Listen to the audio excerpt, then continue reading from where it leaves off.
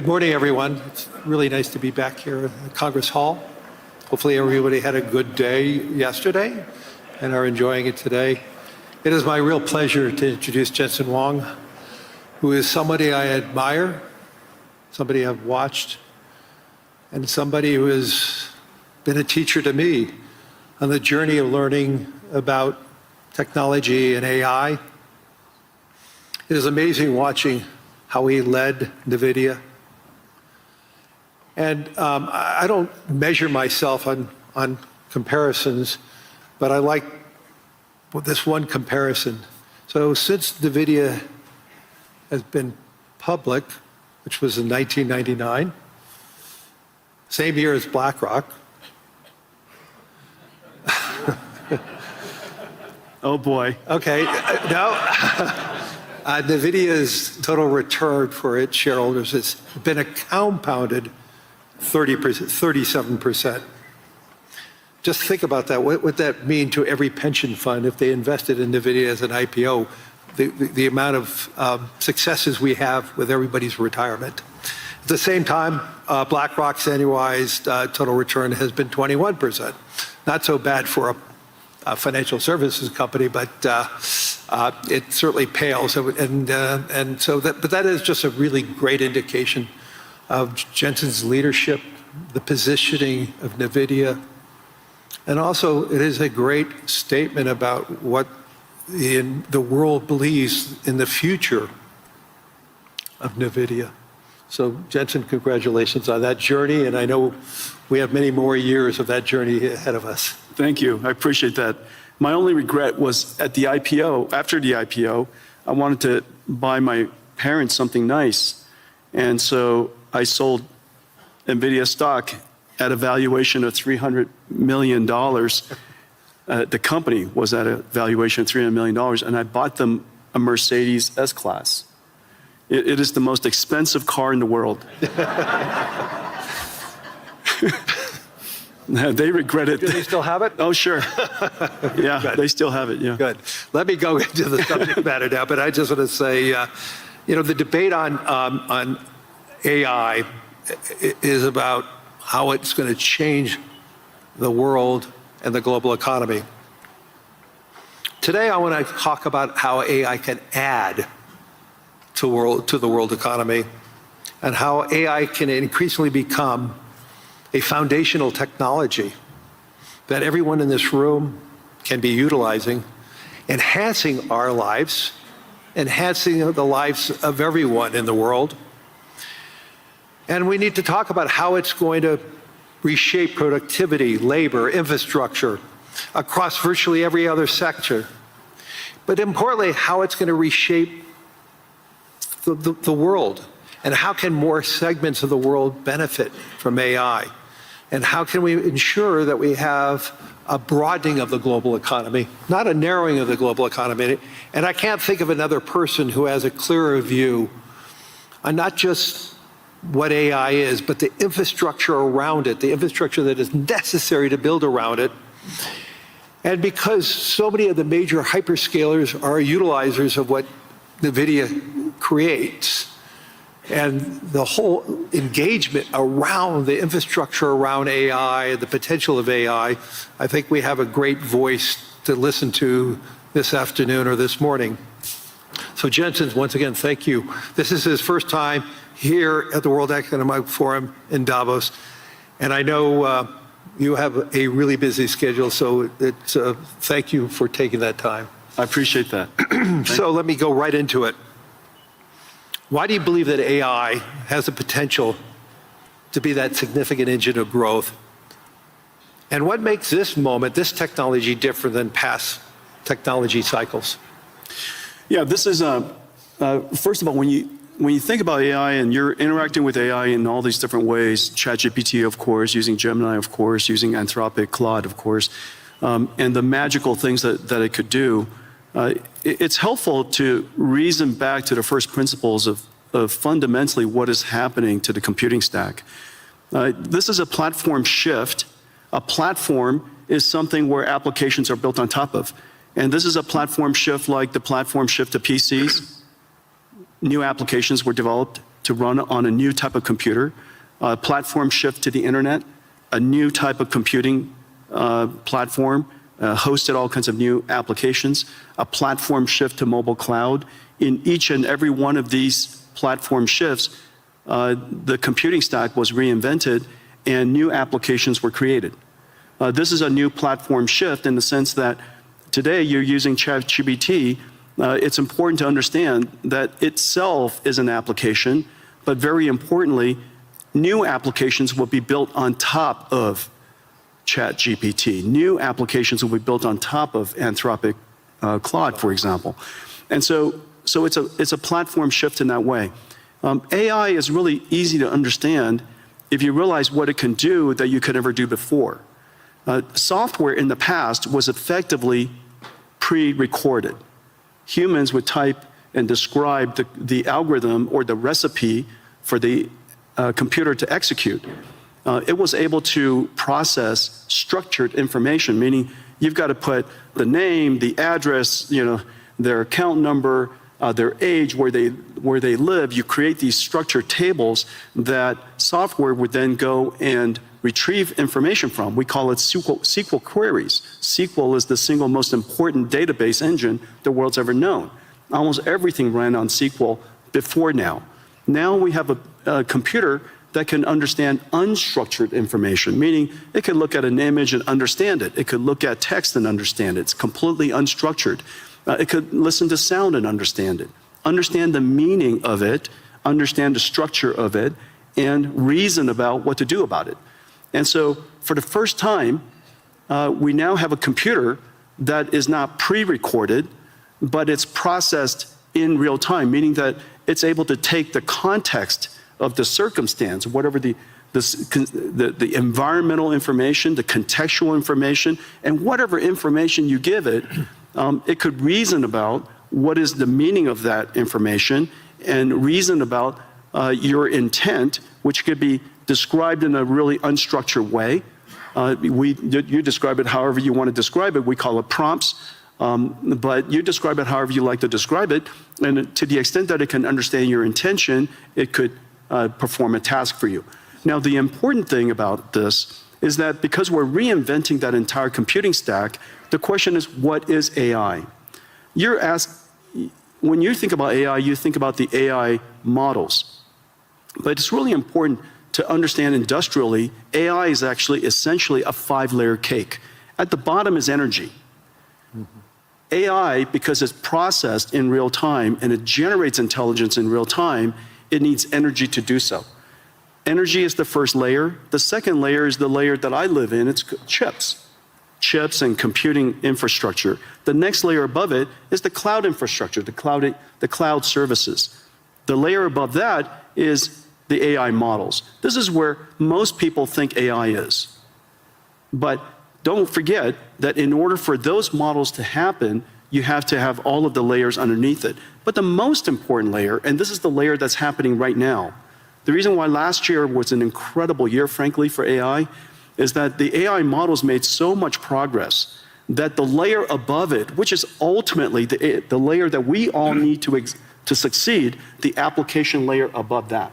And so this application layer could be in financial services, it could be in healthcare, it could be in manufacturing. This layer on top ultimately is where economic benefit will happen. But the important thing, though, because this computing platform requires all of the layers underneath it, it has started, and you guys everybody's seeing it right now, it has started the largest infrastructure build out in human history. We're now a few $100 billion into it. That's it. We're a few $100 billion into it. Larry and I, we get the opportunity to work on many projects together.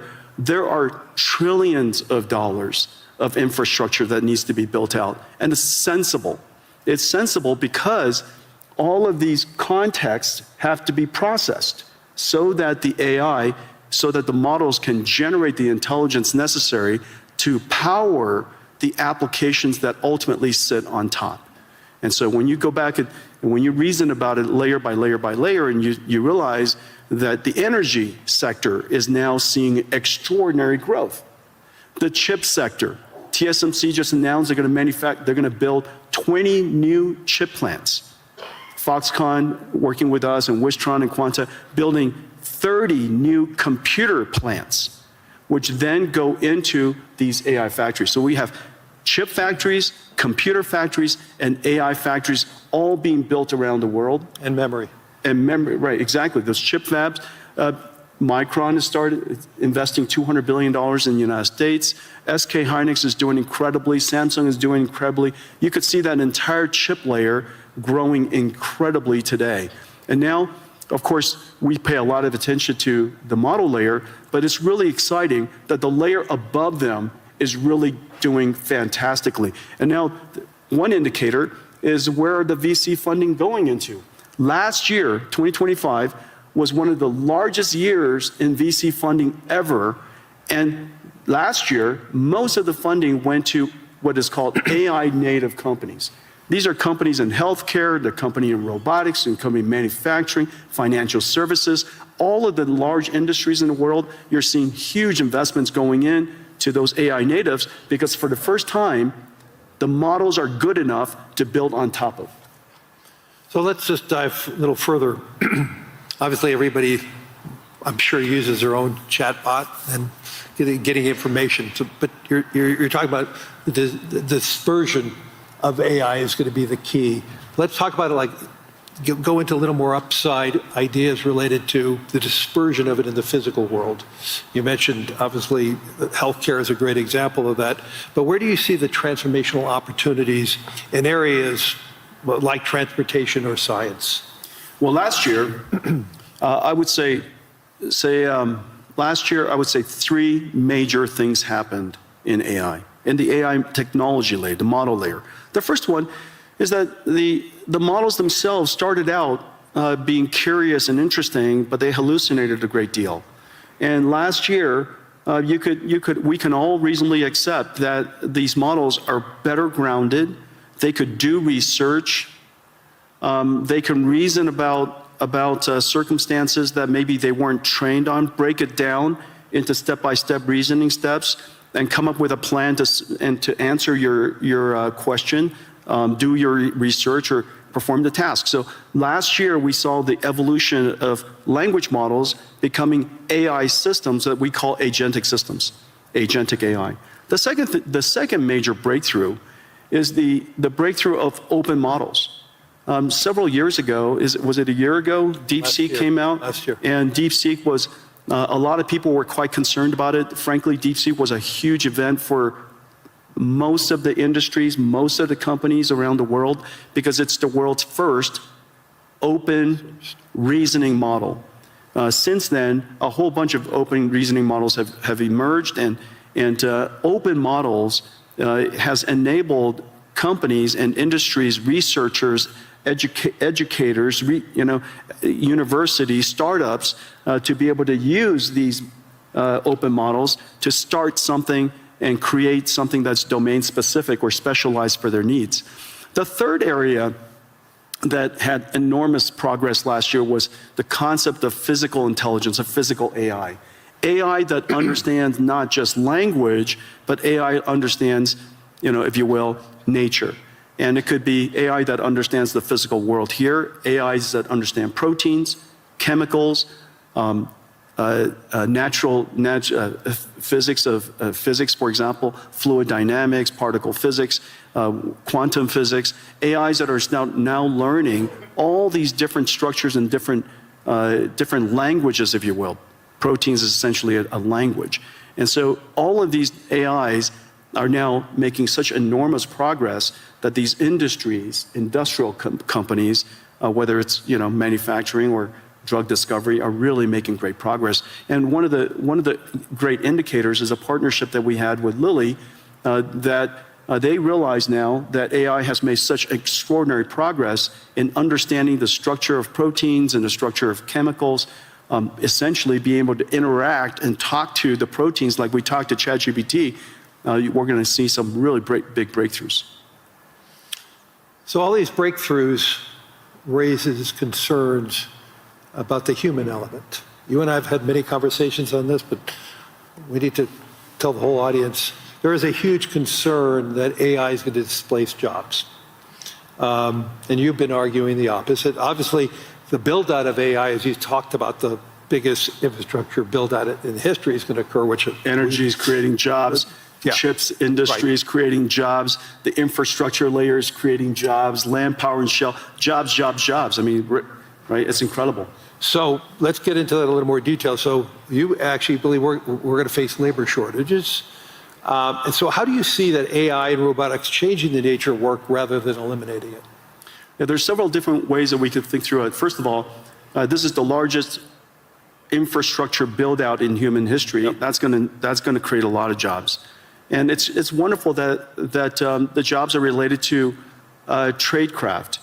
We're going to have plumbers and electricians and construction and steel workers and network technicians and people who install and fit out the equipment. And all of these jobs, we're going to, in the United States, we're seeing quite a significant boom in this area. Salaries have gone up, nearly doubled. Yeah. And so we're talking about six-figure salaries for people who are building chip factories or computer factories or AI factories. And we have a great shortage in that. And I'm really delighted to see so many people in so many countries really recognizing this important area. You know, everybody should be able to make a great living. You don't need to have a PhD in computer science to do so. And so I'm delighted to see that. The second thing to realize, and so we theorize about the automation of tasks and things like that, and what is the implication to jobs. You know, I'll just offer some anecdotes. These are real-world anecdotes of what has actually happened. Remember, 10 years ago, one of the first professions that everybody thought was going to get wiped out was radiology. And the reason for that was the first AI that became superhuman in capability was computer vision. And one of the largest applications of computer vision is studying scans by radiologists. Well, 10 years later, it is true that AI has now completely permeated and diffused into every aspect of radiology. And it is true that radiologists use AI to study scans now. The impact is 100%, and the impact is completely real. However, not surprisingly, I say not surprisingly, if you reason from first principles, not surprisingly, the number of radiologists have gone up. Is that because of lack of trust of, or is that because the human interaction with the results of AI is a better outcome? Exactly. The reason for that is because a radiologist, their job, the purpose of their job is to diagnose disease, to help patients diagnose disease. That's the purpose of their job. The task of the job includes studying scans. The fact that they're able to study scans now infinitely fast allows them to spend more time with patients, diagnosing their disease, interacting with the patients, interacting with other clinicians. Well, surprisingly, also not surprisingly actually, as a result of that, the number of patients that the hospital can see has gone up. Because, you know, there are a lot of people waiting a long time to get their scans done. And so now, because the number of patients have gone up, the revenues of the hospital has gone up, they hire more radiologists. This is the same thing as happening to nurses. We're 5 million nurses short in the United States. As a result of using AI to do the charting and the transcription of the patient visits, nurses spend half of their time charting. Documenting. And now they could use AI technology, and one particular company, Abridged, they're a partner of ours doing incredible work. As a result of that, the nurses could spend more time visiting patients. Human touch. That's right. And because you can now see more patients, and we're no longer less bottlenecked by the number of nurses, more patients could get into the hospital sooner. As a result, hospitals do better, they hire more nurses. And so surprisingly, AI is increasing their not surprisingly, AI is increasing their productivity. As a result, the hospitals are doing better. They want to hire more people. You have too many people waiting too long to get into hospitals. And so these are two perfect examples. Now, the easiest way to think about what is the impact of AI on a particular job is to understand whether the job, what is the purpose of the job, and what is the task of the job. If you just put a camera on the two of us and just watched us, you would probably think the two of us are typists because I spend all of my time typing. And so if AI could automate so much word prediction and help us type, then we would be out of jobs. But obviously that's not our purpose. And so the question is, what is the purpose of your job? In the case of radiologists and nurses, is to care for people. And that purpose is enhanced and made more productive because the task has automated. And so to the extent that you can reason about each one of the people's purpose versus the task, I think it's a helpful framework. Let's move this beyond the developed economies. Help me understand how AI is it to broaden the world and help the world. I read an Anthropic piece this past weekend that basically said the utilization of AI most recently is very dominant by the educated society. And they're even seeing the educated component of each society being heavily more utilized. And obviously they're using it against their own model, Claude, so it may have its own biases. So how do we ensure that AI is a transformational technology, maybe like what Wi-Fi and 5G was for the emerging world? And when you intersect that, what does it mean for the emerging world and jobs? How do we broaden the global economy? And two, getting back to the whole job situation with robotics and AI, there is going to be some substitution there. And there's substitution in the United States already going on. We may be creating more plumbers and electricians, but we probably need less analysts at financial institutions. Lawyers need less analysts, because they're able to accumulate the data faster. So let's just pivot on to the emerging world for a second, in the developing world. How do you see that play out? Well, first of all, AI is infrastructure, and there's not one country in the world, I can't imagine, that you need to have AI as part of your infrastructure, because every country has its electricity, you have your roads, you should have AI as part of your infrastructure. Of course, you could always import AI, but AI is not so incredibly hard to train these days, and because there are so many open models, these open models with your local expertise, you should be able to create models that are helpful to your own country. And so I really believe that every country should get involved to build AI infrastructure, build your own AI, take advantage of your fundamental natural resource, which is your language and culture, develop your AI, continue to refine it, and have your national intelligence be part of your ecosystem. And so I think that's number one. And number two, remember, AI is super easy to use. It is the easiest software to use in history, and that's the reason why it's the fastest growing and most rapidly adopted.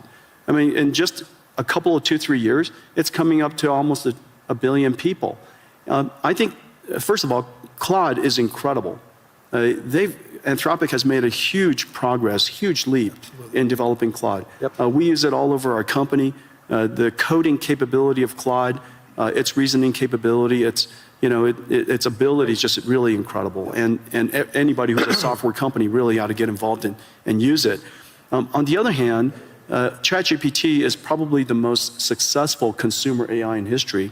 And its ease of use and its approachability, I think everybody should get involved. And whether it's somebody in a developing country or a student, it is very clear that it is essential to learn how to use AI, how to direct an AI, how to prompt an AI, how to manage an AI, how to guardrail the AI, evaluate the AI. These skills are no different than leading people, managing people, things that you and I do all the time. So in the future, instead of biological, carbon-based AIs, in the future we're also going to have digital versions of AIs, silicon versions of AIs, and we'll have to manage them. They're just part of our digital workforce, if you will. And so I would advocate that for the developing countries, build your infrastructure, get engaged in AI, and recognize that AI is likely to close the technology divide. Right. Because it is so easy to use and so abundant and so accessible.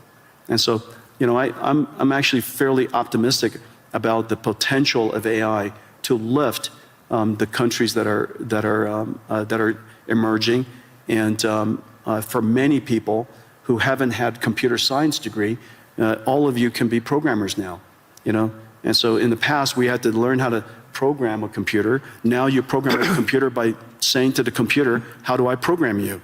And if you don't know how to use an AI, just go up to the AI and say, I don't know how to use an AI, how do I use an AI? And it would explain it to you. And you say, I like to write a program to create my own website, how do I do that? And it would ask you a whole bunch of questions about what kind of website you would like to build, and then write you the code. And so it is that easy to use, and that's, of course, the incredible power of AI, which is exciting. Two quick questions, then we're going to run out of time. We're sitting here in Europe. When we were talking about a lot of companies, we mentioned a lot of US companies and Asian companies. Talk to us about how AI and the success of Europe and the future of Europe can intersect, and how do you see Nvidia play that role here in Europe?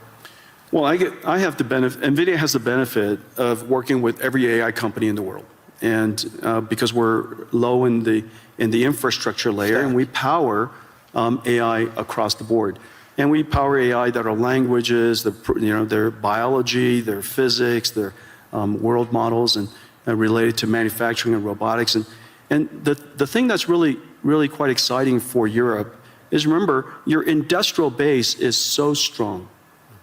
The industrial manufacturing base in Europe is incredibly strong. This is your opportunity to now leap past the era of software. The United States really led the era of software. AI is software that doesn't need to write software. You don't write AI, you teach AI. And so get in early now so that you can now fuse your industrial capability, your manufacturing capability, with artificial intelligence, and that brings you into the world of physical AI or robotics. Robotics is a once-in-a-generation opportunity for the European nations. And whether it's, all of the countries that I visit here, industrial base is really, really strong. The other thing to realize is that so much of the deep science. We're far from an AI bubble. The question is, are we investing enough? Let's turn it around, because there's so many people talking about a bubble, but the question is, what I'm hearing from you is, are we investing enough to do what we need to do to broaden the global economy? And so one good test on the AI bubble is to recognize that NVIDIA has now millions of NVIDIA GPUs in the cloud. We're in every cloud, we're used everywhere. And if you try to rent an NVIDIA GPU these days, it's so incredibly hard. And the spot price of GPU rentals is going up. Right. Not just the latest generation, but 2-generation-old GPUs.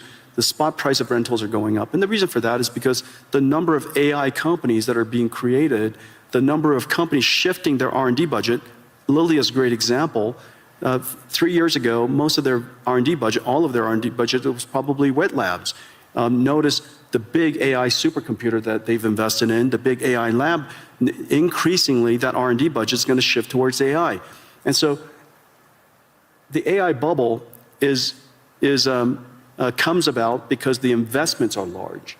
And the investments are large because we have to build the infrastructure necessary for all of the layers of AI above it. And so I think the opportunity is really quite extraordinary. And everybody ought to get involved. Everybody ought to get engaged. We need more energy. I think that we all recognize that. We need more land power and shell. We need more trade skill workers. And in fact, that population of workforce is so strong here in Europe. Yes. In a lot of ways, the United States lost that in the last 20, 30 years. Yeah. But it's still incredibly strong here in Europe. It's an extraordinary opportunity you got to take advantage of. And so I would, I know that where Larry and I work, we see the investment opportunities and the investment scale is going up. The number of startups, as I mentioned earlier, that 2025, the largest investment year in VC history, over $100 billion around the world, most of it was AI natives. And so these AI companies are building basically the application layer above. And they're going to need infrastructure. They're going to need our investment, and go build this future. And I actually believe it's going to be a great investment for pension funds around the world to be a part of that, to grow with this AI world. And this is one of my messages as so many political leaders.